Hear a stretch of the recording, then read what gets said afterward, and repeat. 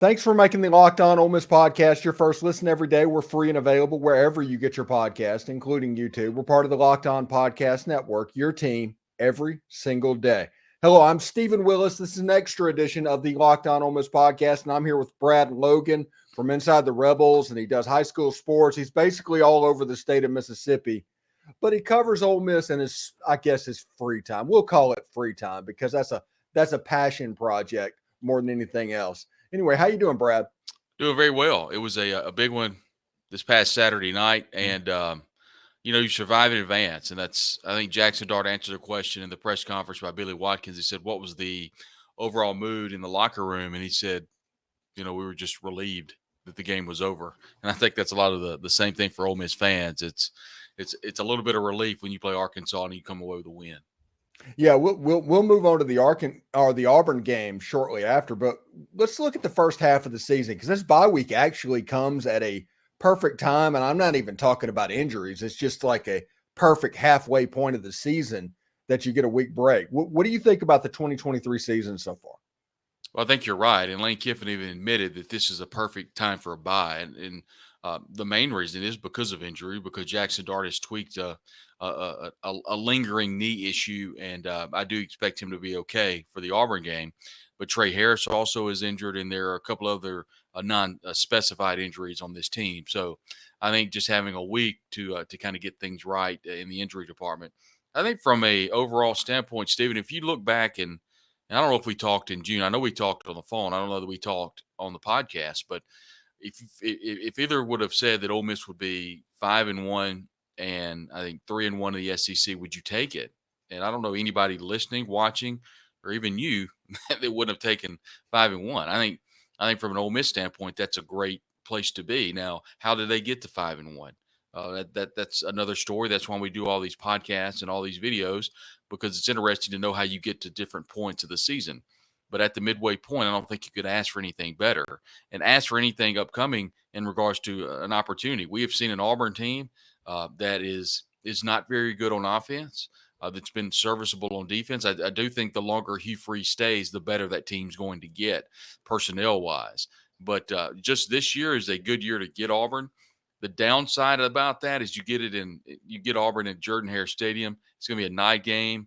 It's going to be akin to the environment that Ole Miss has played in the last couple of weeks at home. This time they're going to be on the road.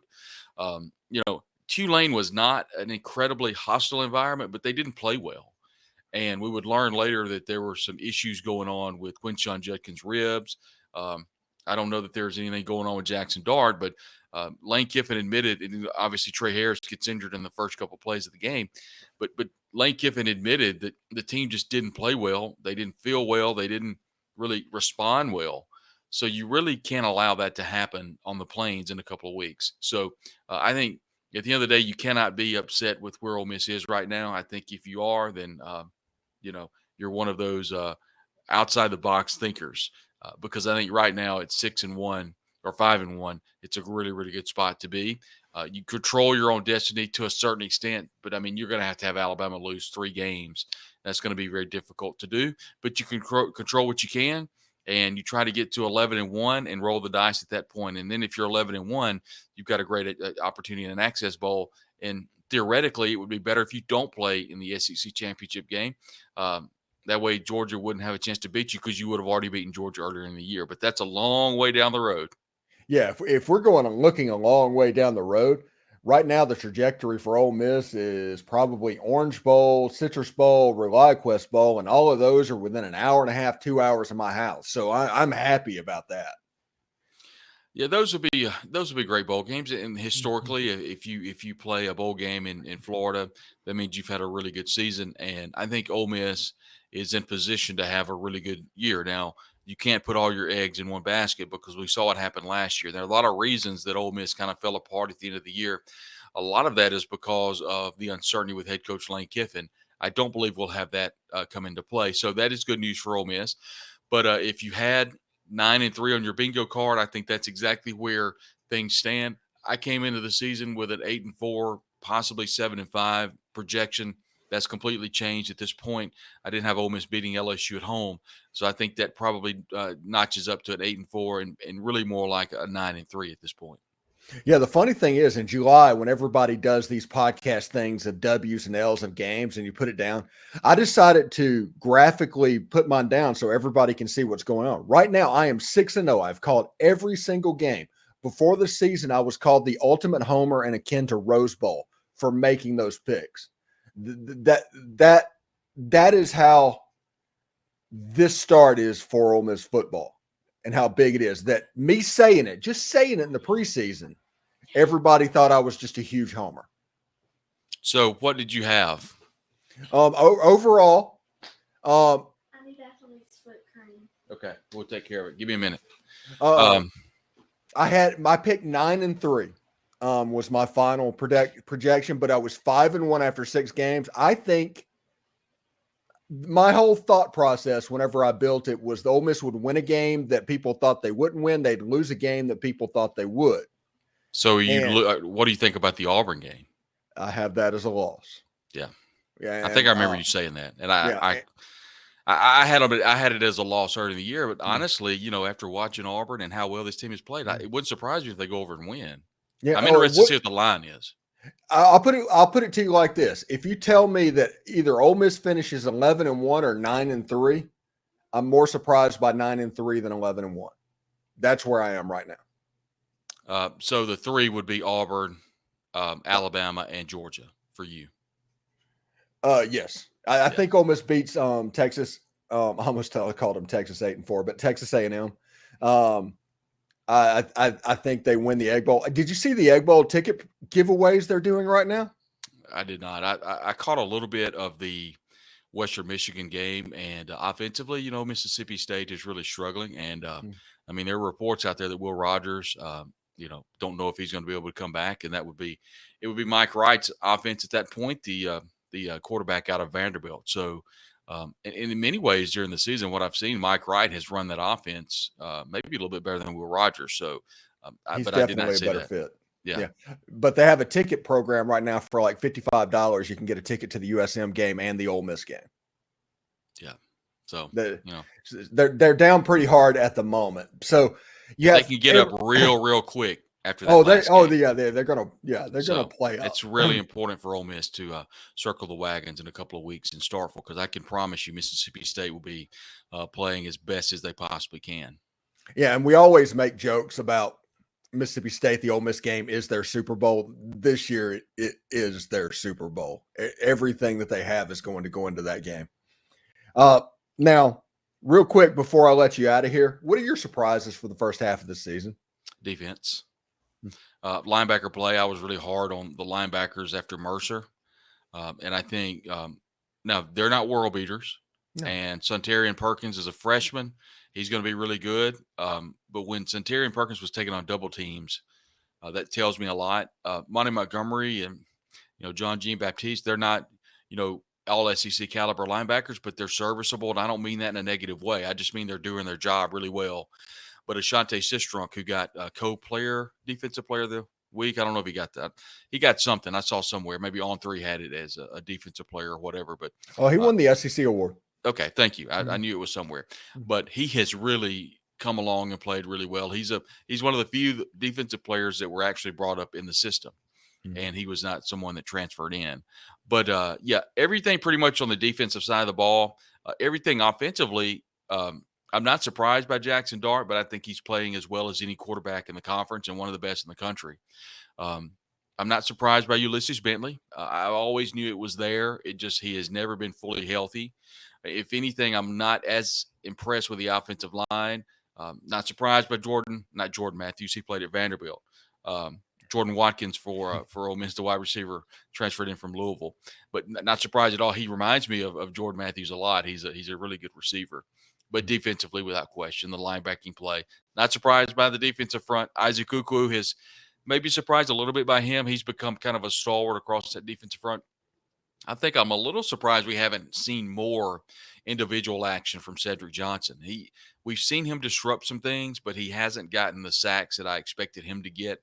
And not surprised by that defensive secondary. I think Prince is really doing a good job back there. And the transfers, a little bit worried. David Johnson and I have a podcast. We were talking before the season, and David was really worried about Deshaun Gaddy, Zamari Wilson and John Saunders Jr., Dejon Anthony, how well they would all play together.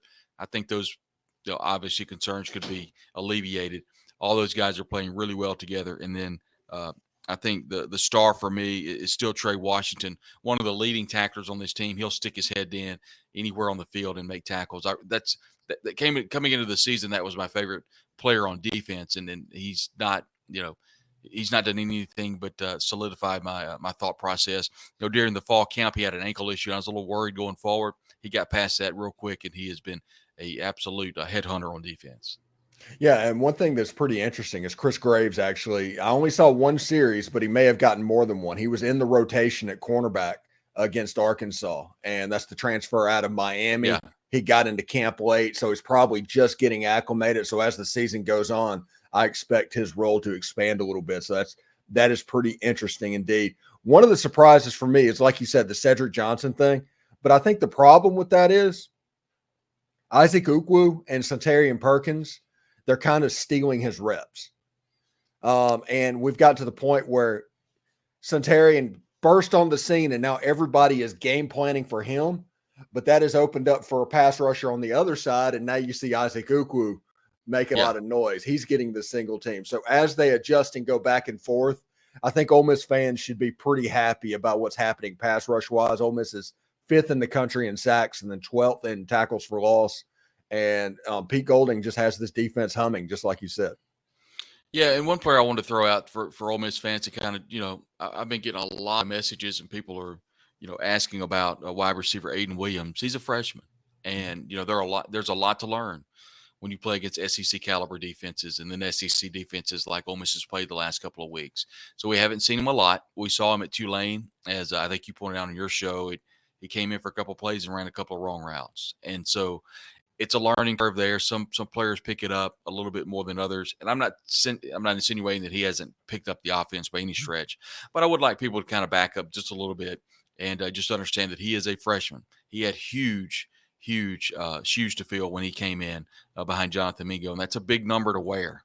I don't need to tell everybody listening and watching what the number 1 means for Ole Miss over the last couple of years at receiver. So just take the pedal back just a little bit off Aiden Williams. He'll be the receiver everyone wants him to be. It's just taking a little bit of time. Yeah, and everybody also needs to realize when this offense is moving at full capacity and clicking like it is, Trey Harris is potentially one of the best receivers in the country. Jordan Watkins is the most consistent receiver on Ole Miss's team, and Dayton Wade's playing out of his mind. We don't give Dayton Wade enough credit for what he's done. He's kept Zachary Franklin, who at least was, I don't know if he still is, the active leader in touchdowns in college football. He is a backup receiver behind Dayton Wade. Dayton Wade is keeping that off the field. So, yeah, Aiden Williams has the benefit of being able to slowly ease into transition, pick up stuff, get good, make sure his confidence is in the right place. And if that happens, Aiden will be all right. Yeah, and one more thing, not a surprise at all, but the emergence of a tight end in this Ole Miss offense is something we haven't seen. And really, before Evan Ingram and Dawson Knox, they were great receiving tight ends, but they didn't block a ton. Dawson blocked a little. Maybe Evan blocked a little. Nobody has blocked like Caden Prescorn. Ole Miss has not had a blocking tight end like this that also catches passes quite like the transfer out of Memphis, Caden Prescorn. So he's been instrumental in, I think, the emergence of a running game. I don't think there's any doubt that there should be no surprise that Ole Miss began running the football effectively after Caden Prescorn came off the toe injury and was inserted into this offense. He's been phenomenal, really more as a blocking tight end than catching. Now, he had some big third down catches, 1 or 2 against LSU. Didn't have a ton of catches against Arkansas, but he blocked incredibly well, and I thought it was a huge cog in the wheel for this Ole Miss rushing attack. Thanks again for making the Locked On Ole Miss podcast your first listen every day. We're free and available wherever you get your podcast, including YouTube. We're part of the Locked On Podcast Network, your team every day. Brad Logan from Inside the Rebels and numerous high school programs from around the state. What you got going on this week, bud? We're doing East Mississippi and Kahoma Community College on Thursday night. So I'm excited about working that game. Malik Willis' younger brother plays wide receiver for Kahoma. So excited about seeing him. Secondly, I had East Mississippi and Northwest Community College last week. So East Mississippi, part of that Netflix documentary series and all that was a couple of years ago, but getting to know Buddy Stevens a little bit, and he is a really nice guy off camera.